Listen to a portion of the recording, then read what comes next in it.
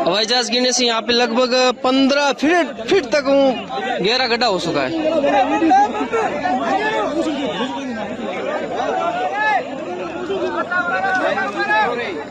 ये वीडियो एक त्रासद दुर्घटना का है जिसने भारतीय वायुसेना के 2 युवा और प्रतिभाशाली पायलट्स को लील लिया। भारतीय वायुसेना ने 28 जुलाई की रात को जानकारी दी कि राजस्थान के बाड़मेर स्थित उत्तरलाई वायुसेना स्टेशन से एक MiG-21 ट्रेनर लड़ाकू विमान ने उड़ान भरी। रात 9:10 पर यह विमान बाड़मेर में दुर्घटनाग्रस्त हो गया। इस हादसे में विंग कमांडर मोहित राणा और फ्लाइट लेफ्टिनेंट अद्वितीय बल की मृत्यु हो गई। ये एक ट्रेनिंग मिशन था और विंग कमांडर राणा इस फ्लाइट का नेतृत्व कर रहे थे। शुरुआती जानकारी के मुताबिक विमान सतह से काफ़ी करीब उड़ान भर रहा था। हादसे के बाद स्थानीय नागरिकों ने सबसे पहले मौके पर पहुंचकर ये वीडियोस बनाए जो हमने आपको दिखाए और इसके बाद पुलिस को सूचना दी गई। प्रत्यक्षदर्शियों ने बताया कि मलबा छोटे छोटे टुकड़ों में बिखर गया था और ज़मीन में एक बड़ा सा गड्ढा हो गया था। यह हादसा क्यों हुआ ये मालूम करने के लिए वायुसेना ने कोर्ट ऑफ इंक्वायरी का गठन कर दिया है। इस घटना के बारे में वायुसेना प्रमुख एयर चीफ मार्शल विवेक राम चौधरी ने रक्षा मंत्री को भी जानकारी दे दी है। हादसे में दोनों पायलट्स के देहांत की जानकारी सामने आते ही MiG-21 विमानों को लेकर एक बार फिर जोरदार बहस शुरू हो गई है। ये लगातार पूछा जा रहा है कि 1963 में भारतीय वायुसेना में शामिल हुए इन विमानों को भारतीय वायुसेना आज क्यों उड़ा रही है, वो भी तब जब इन पर उड़ता ताबूत या फ्लाइंग कॉफिन होने का आरोप लगता रहा है। इस बारे में हम कुछ तथ्य दर्शकों के सामने रखना चाहते हैं। ये बात सही है कि MiG-21 विमान 400 से ज़्यादा बार हादसों का शिकार हुए हैं और इन हादसों में वायुसेना के 200 से भी ज़्यादा पायलट्स की जान गई है। पिछले 20 महीनों में ही 5 हादसे हुए जिनमें 6 पायलट्स की जान गई। इन आंकड़ों को देखकर ये वाकई लगता है कि विमान असुरक्षित है। तथ्य अपनी जगह पर अटल हैं, लेकिन इन्हें हम सही संदर्भ में भी देखें, ये ज़रूरी है। MiG-21 इतनी बार दुर्घटनाग्रस्त इसलिए हुए हैं क्योंकि इनका उपयोग हम 6 दशकों से कर रहे हैं। 1963 में सेवा में आने के बाद कुल 874 MiG-21 विमान भारतीय वायुसेना में शामिल हुए। वायुसेना ने इन विमानों से हर तरह के मिशंस को अंजाम दिया है। चूंकि बड़ी संख्या में विमान लंबे समय तक उड़ाए गए, इसलिए दुर्घटना भी ज़्यादा हुई।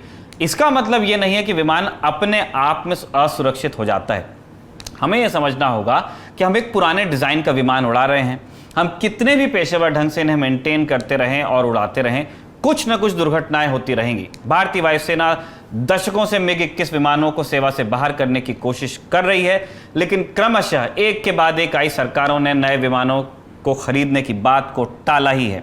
घरेलू लड़ाकू विमान LCA तेजस के 2 स्क्वाड्रंस को अगर आप एक तरफ रख देते हैं तो वायुसेना के लिए नए लड़ाकू विमानों का आखिरी सौदा हुआ था 6 साल पहले 2016 में।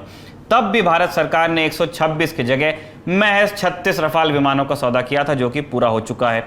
तब से लेकर अब तक भारतीय वायुसेना को नए लड़ाकू विमानों के नाम पर कुछ तेजस विमान ही मिले हैं, जिनमें क्रमशः सुधार किया जाना है क्योंकि अंडर डेवलपमेंट है। भारतीय वायुसेना के पास लड़ाकू विमानों की संख्या लगातार घट रही है, इसलिए वायुसेना पुराने विमानों को रिटायर न करने के दबाव में रही है। इसलिए हमारे पायलट्स MiG-21 को उड़ा रहे हैं। अगर आप इस बारे में ज़्यादा जानकारी चाहते हैं तो हमारी खास पेशकश रखवाले को भी देख सकते हैं। रक्षा पत्रकार राहुल सिंह के मुताबिक 80 के दशक से लेकर 21वीं सदी के पहले दशक तक एक वक्त वो भी था जब भारतीय वायुसेना के पास एडवांस जेट ट्रेनर्स नहीं थे और वायुसेना को MiG-21 विमानों को पायलट्स की ट्रेनिंग के लिए इस्तेमाल करना पड़ रहा था।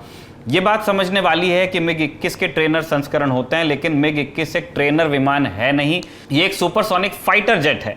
इस दौरान बड़ी संख्या में जहाज क्रैश हुए और पायलट्स मारे भी गए।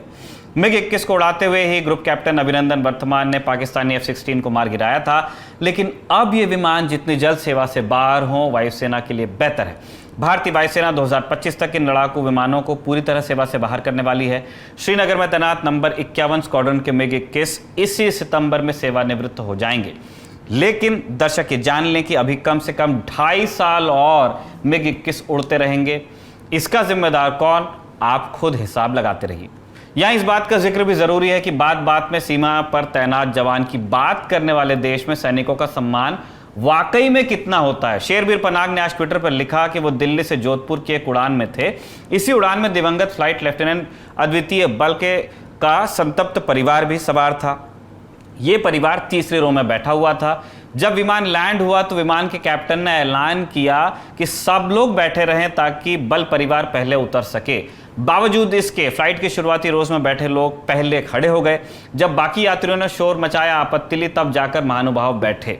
अगर आप समझना चाहते हैं कि हम 1963 से लेकर अब तक मिग-21 क्यों उड़ा रहे हैं, तो आपको इस घटना से समझ में आ जाना चाहिए कि हमारे यहाँ सेना को लेकर असल में कितनी चिंता है।